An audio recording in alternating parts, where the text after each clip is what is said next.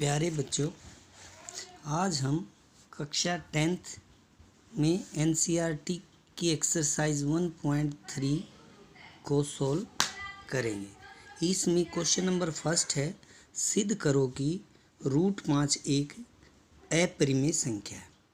√5 को अपरिमेय, ये सबसे इम्पोर्टेंट एक्सरसाइज है बेटा। इससे एक क्वेश्चन आता है, ये √5 सिद्ध करो कि √5 एक अपरिमेय संख्या है, सिद्ध करो कि √2 एक अपरिमेय संख्या है, सिद्ध करो कि √3 एक अपरिमेय संख्या है और सिद्ध करो कि √7 एक अपरिमेय संख्या है। 4 क्वेश्चंस में तो एक क्वेश्चन आता है, तो ये एक क्वेश्चन सोल्व करते हैं, तो बाकी सेम ही करने हैं। सिद्ध करो कि √5 एक अपरिमेय संख्या है। हम मान लेते हैं बेटे, इसको कंट्राडिक्शन मेथड से हल करेंगे। हम मान लेते हैं, माना कि √5 जो है एक परिमेय संख्या है, एक परिमेय संख्या है। हमने मान लिया कि जो ये √5 है, क्या है, ये एक परिमेय संख्या है। तो परिमेय संख्या है तो क्या इससे क्या पता चलता है कि √5 जो है वो होना चाहिए बेटे a/b के रूप का, क्योंकि परिमेय संख्या वही होती है जो ऐसे फ्रैक्शन में होती है, a/b, जो जिसका अंश और हर की फॉर्म में होती है और हर कभी भी जिसका 0 नहीं होता। और यहाँ पर बेटे जो परिमेय संख्या होती है, इन दोनों में कोई भी उभयनिष्ठ गुणनखंड नहीं होता कोई, तो इसलिए उनको बोलते हैं सहभाज्य पूर्णांक। तो यहाँ लिख भी देते हैं हम कि यहाँ लिख देते हैं, जहाँ a और b सहअभाज्य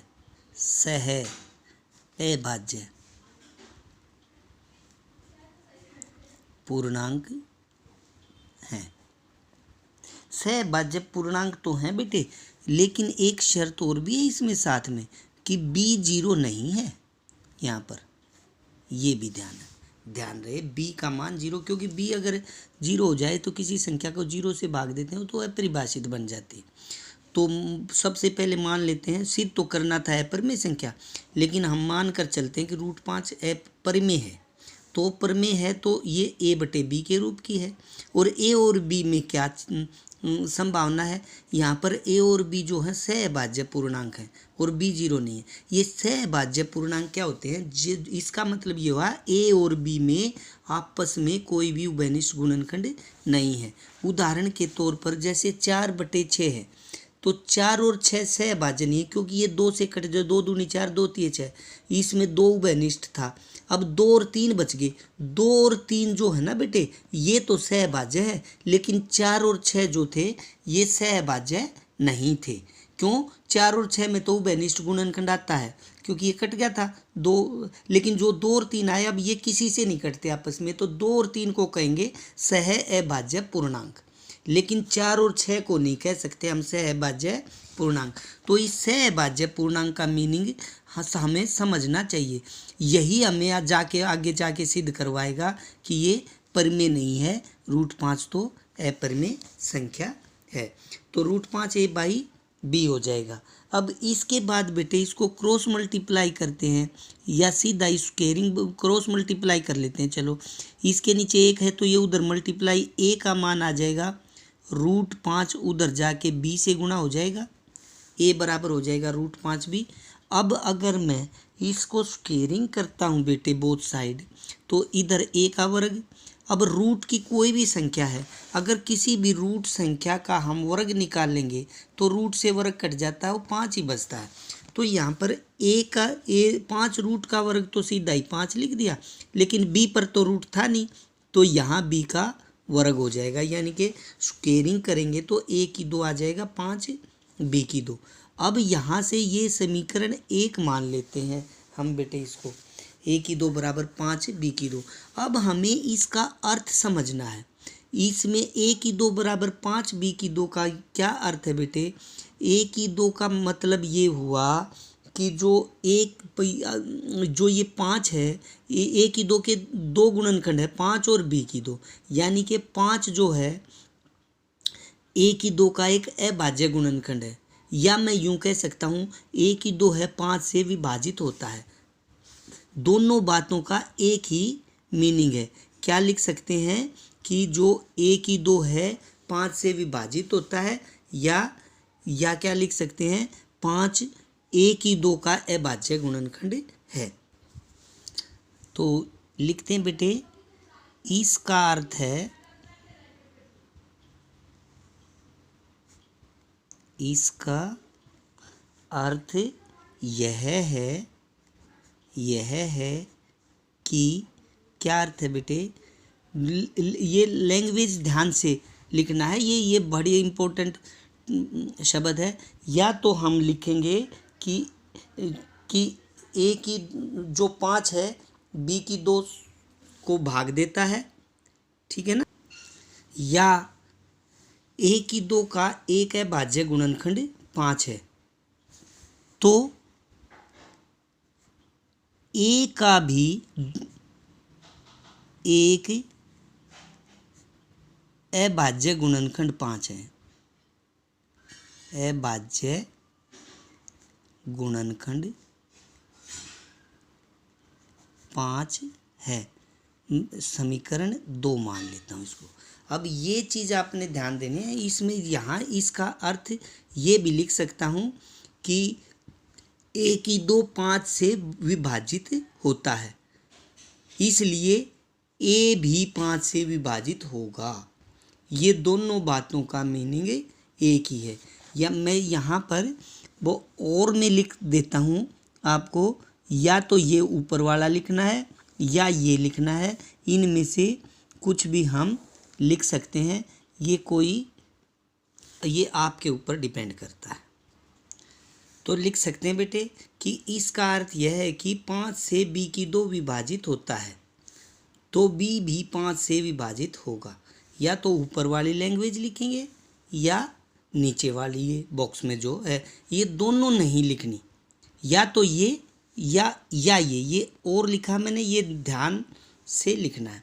अब इसके बाद हम, अगर ये 5 ए का एक अभाज्य गुणनखंड 5 है, तो मैं मान लेता हूँ बेटे 5 जो है ए का अभाज्य गुणनखंड था 5, तो ए बराबर मानना पड़ेगा 5 और एक गुणनखंड तो 5, क्योंकि 5 अभाज्य गुणनखंड था, और दूसरा भी कोई गुणनखंड है इसका x, ये हम मान लेते हैं। माना a बराबर है हमारे पास 5x, जो x है वो एक यहाँ पर पूर्णांक है बेटे, कोई भी पूर्णांक है x।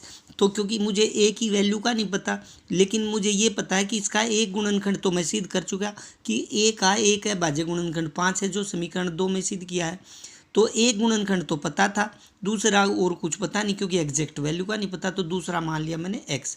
अब अगर हम इसकी स्क्वेयरिंग करते हैं तो a का वर्ग और 5 का वर्ग होगा बेटे 25, और साथ में x का वर्ग साथ में आ गया।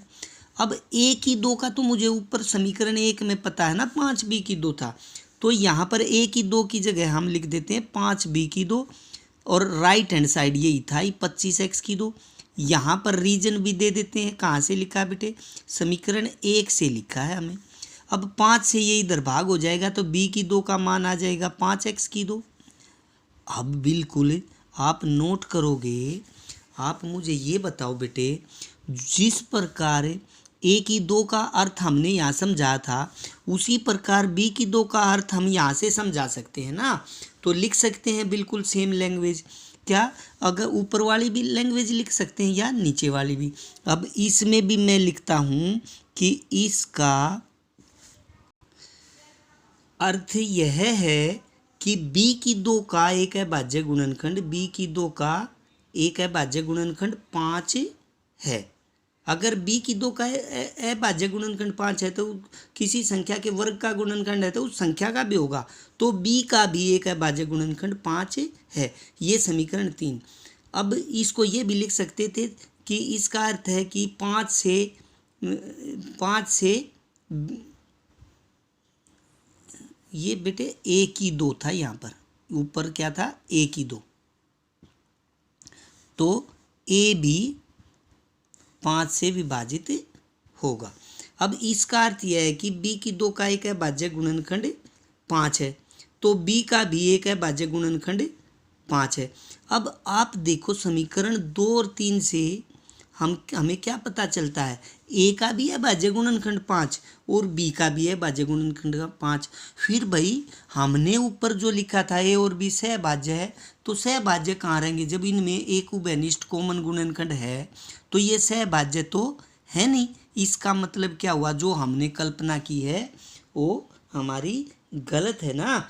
तो हम क्या लिख सकते हैं इसमें, भाई समीकरण 2 से व 3 से 2 व 3 से ए और बी में कम से कम ए और बी में कम से कम एक अभाज्य गुणनखंड क्या दिखाया हमने, 5 है। ए और बी में कम से कम एक अभाज्य गुणनखंड 5 है। तो ये इस बात का विरोधाभास है ना बेटे, क्योंकि हमने तो मान रखा है ए और बी सहभाज्य पूर्णांक है। तो क्या लिखते हैं कि इससे हमारी कल्पना गलत होती है, कि इससे हमारी कल्पना गलत होती है। कि कौन सी कल्पना गलत होती है बेटे, कि ए और बी सहभाज्य पूर्णांक है। ए और बी जो हैं सहअभाज्य पूर्णांक हैं। ए और बी सहअभाज्य पूर्णांक है, जिस कारण √5 एक परिमेय संख्या नहीं है। ठीक है, जिस कारण जो √5 है एक परिमेय संख्या नहीं है। अगर ये बेटे परिमेय संख्या नहीं है तो √5 क्या होगा, अपरिमेय। अतः √5 एक अपरिमेय संख्या है। तो ये बहुत ज़्यादा इम्पोर्टेंट क्वेश्चन है बेटे। यही प्रोसेस से आप लोगों ने करना है, कि ज़रूरी नहीं कि ये √5 का ही आएगा, सिद्ध करना है। अगर √2 को अपरिमेय संख्या दिखाना है तो यहाँ पर बेटे दो आ जाएगा, इसका है भाज्य गुणनखंड ए का 2 आएगा। इसी प्रकार यहाँ पर ए को 2x मानेंगे, हल करेंगे तो यहाँ भी दो आ जाएगा, तो बी का भी है भाज्य गुणनखंड 2 आएगा। फिर लैंग्वेज वही लिखनी है सेम, यहाँ पर 5 की जगह 2 आ जाएगा, √3 होगा तो 3 आ जाएगा, √7 होगा तो √7 आ जाएगा। तो आप लोगों ने अभी सिद्ध करना है, सिद्ध करो कि √2 एक अपरिमेय संख्या है।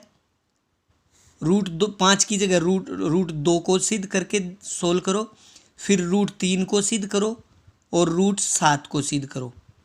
4 क्वेश्चन ये बनते हैं, √2, √3, √5 और √7। चारों क्वेश्चनों को अपरिमेय संख्या सिद्ध करना है। अब इस प्रोसेस से आपको करना है। अगर कोई आपको कुछ दिक्कत है तो मेरे से कांटेक्ट